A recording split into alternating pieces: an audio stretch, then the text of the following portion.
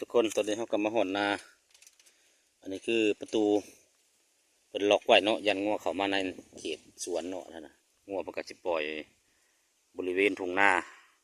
คืองัวมันจะสะท้อนแสงมาอยากเห็นบันไดทุกคนนาแล้วมีต้นกล้วยต้นกล้วยกับเกลือใหญ่ๆนะคุณเลยเด้อทุกคนทำกันมาหอนนาแล้วเกลือกล้วยจะมาเกลือใหญ่เลยทุกคนงามเลยดินอุดมสมบูรณ์เบิ่งเครือกล้วยสำคัญเครือกล้วยโอ้ยเครือบักใหญ่หนึ่งนาอันนี้จะเป็นสวนมันปีนี้จะเป็นจังใดปีนี้บกขึ้นเลยมันเป็นจังใดหญ้าคุ้มหมดหรือว่าปลูกปีที่2แล้วมันอาจจะเบิดองค์กระถาดเบิดฝุ่นเบิดหยังเลยมันเลยบ่งามหญ้าขึ้นคุ้มแน่กับปานนั้นอ้าวหลังมาดังบาทนี่ผู้เที่ยงนาซ้ายลมเย็นบรรยากาศทุ่งนาลุงจานเนาะเนี่ยจะพาทุกคนมาเบิ่งเครือกล้วยใหญ่จะเป็นใหญ่ทุกคนเนี่ยใช่แล้วเครือกล้วยนะให้ดีมันอยากช้อนย้อนแสงมันอยากเห็นอะไรเครือกล้วยใหญ่ทุกคนต่อนี่ยังเนาะท่านน่ะก็ได้ไปเบิ่งกันทุกคนโอ้เห็นเจ้าของมาเบิ่งเจ้าของดอกเจ้างัวลุงจานเนาะเห็นคนมาบัดสิลื่นหรือว่าเนาะคนเคยลื่นเพิ่นจะเข้ามาในว่าเขาสิเปิดประตูให้เพิ่นเข้าหรือว่าเขาก็อยากเข้ามาเขาเห็นนั่นหญ้าเขียวในสวนมันจังแหละเมื่อกินเฟืองแห้งแต่จริงก็มีมองเขาไปกินทางในผมน้องผมมันหักก็สัญชาตญาณของสัตว์เลี้ยงหรือว่าเลยเห็นคนมากับแล่นมาหาเอาพากันไปผมเปิดให้ได้ประมาณนี้ก็เสร็จแล้วเครื่องปลูกเนาะปีกายนี่สิเป็นสวนมันเพิ่นเนาะปีกายนี่ปีนี้ก็ปลูกอยู่แต่เป็นจังไดละมันบกขึ้นจังไดปีนี้นะเป็นปีที่2มันก็สีบกปันไดเนาะอุ่นคุยเนี่ยมันก็สีจืดจางไปน้ำปีแรกคนปลูกปีกายนี่งามปี2ประเทศตามสภาพเลยทุกคนเลยหญ้าคุ้มเบิดโอเคมาหอนหน้ากับเดชพาทุกคนเลาะเบิ่งสวนลูกจานเขาก็จะปลูกผสมผสานมีกล้วยมียังโดยเฉพาะแม่นตะไคร่นี่ปลูกหลายตะไคร่พอเด็กเก๋ขายอยู่ได้ขายเป็นกิโลพอได้เห็นเอื่อยเพิ่นมาเอาอยู่พาเลาะเบิ่งเครือกล้วยใหญ่ปลูกกล้วยทุกคนในเขตผู้ดอยถ้าสังเกตเบิ่งงามเขตเมืองเซปูนทางออกไปแสดงก็จะปลูกกล้วยหลายเขตนะวิระนี่ก็ปลูกคือกันแต่ว่าตามเห็นนี่อยู่เซปูนนี่หลายกว่านี่พาเลาะของสวนนั่นจากเด้อนี่ตะไคร่เป็นปลูกตะไคร่เป็นแถวเลย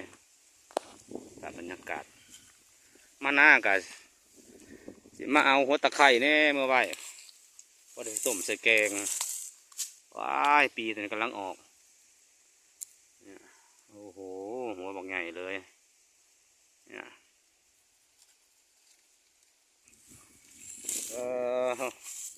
คือแดงสิวะคือการเราตัดหญ้าตัวสับปะรดหน้าฝนหมดแล้วเขาจะออกลูกช่วงแรงประมาณนี้แล้วนี่เลาะเบิ่งก็มีอยู่บ่ก็ช่วงนี้เนาะมันต้องออกหน้าฝนเนาะลูกมันนะมีอยู่บ่โอ้ยมันขาดน้ำหน้าแรงนะนี่เด็กกำลังโจ่นี่นะออกเลยนี่ออกลูกเลยนี่ทุกคนเนี่ยออกลูกแล้วติดลูกติดผลเลยถ้าผลมาใหม่เดือน4เดือน5ก็โอเคนี่นะโอ้ออกแล้วโอ้คือสีชมพูงามเถอะวะออกลูกเลยนะกำลังจูมจีมุมนี่ก็สิมีต้นวายเนาะมุมนี่ก็จะเป็นต้นวายนะงามขนาดเลยมุมนี่จะเป็นต้นวาย หวายน้ำทุกคนลุงจานเป็นปลูกเป็นแถวเลยอ่า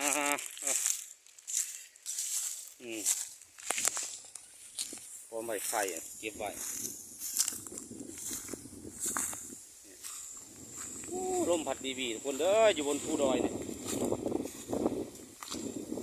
คลิปนี้ก็มียังหลายทุกคนในพัดเดินส้มสวนลุงจานเพิ่นเนาะเพิ่งเติบเราไม่ได้ออกมาวัดตะพงวัดตะไคร้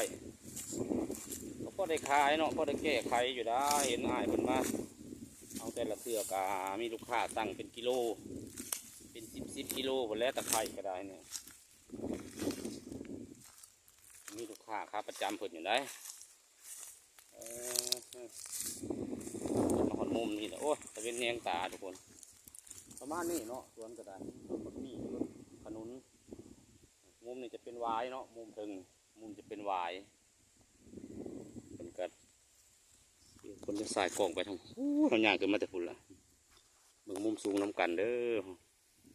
บอกครับภูเขาธรรมศาสตร์ทางฝั่งพุ่นตัวนี้ก็เป็นไม้ไผ่หวานบอกว่าขาดน้ำนาแรงเขาจะเห็นหัวตะข่ายข้างในการพวกสัตว์เลี้ยงเข้ามาเนาะบริเวณสวนอันนี้ชิเมนไผ่หวานเนาะนาแรงเขากระสีเหลืองจักหน่อยมุมสูงเด้อทุกคนเด้อเป็นแถวเลยผมสับปะรดเลยแล้วก็มีตะไคร้เนาะต้นขนุนอยู่บ้านอื่นต้นบักมี่เนาะอันนี้ไผ่หวานเนาะทุกคนเนาะต้องคนแล้วรอนำฝนไปแล้วขัดจีพดกับขัดจีบไหวดอกมันก็มีบ่ออยู่มีบ่อเก็บน้ำไว้ปัดไว้ให้งัวกินเขาจะสูบพดกับเบิดแล้วมุมนี้จะเป็นข่าทุกคน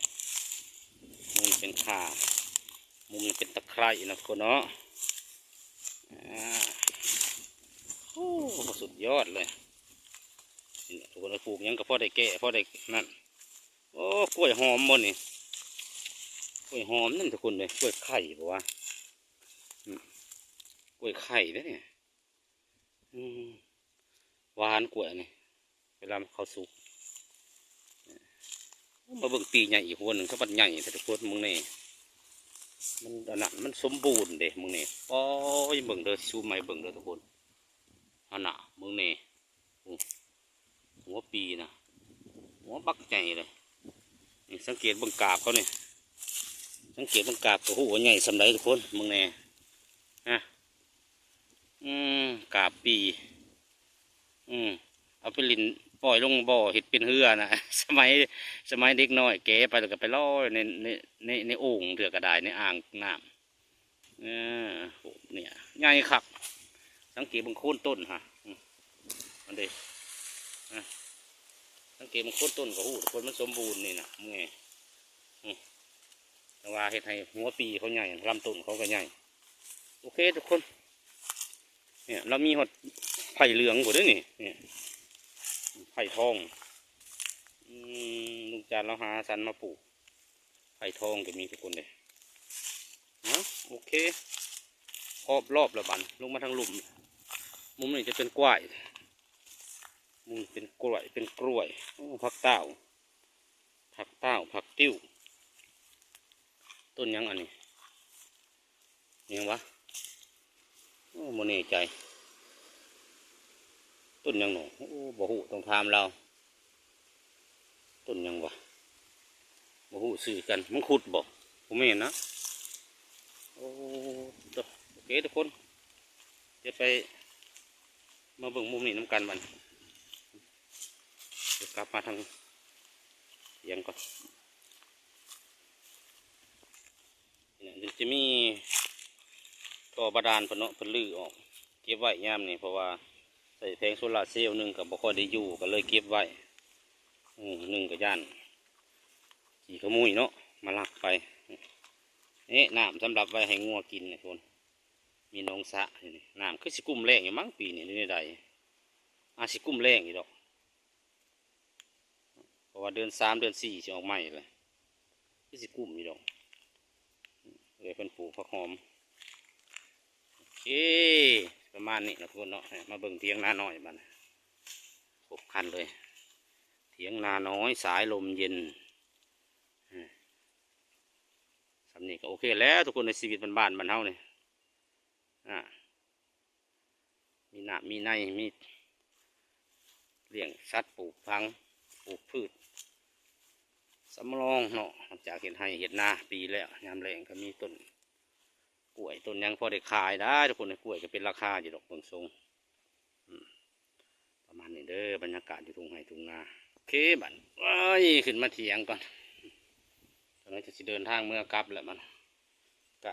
เก็บไปเรียบร้อยแล้วแหละเครื่องสัมภาระเขาก็ได้นี่นะตะไคร่เอาเลยเขาบริถ่ายตอนเลาะเบิ่งเก็บเอาเรียบร้อยตะไคร่ก็ได้แต่ไร้หัวเติมมะละกอ2 ลูกมะขาม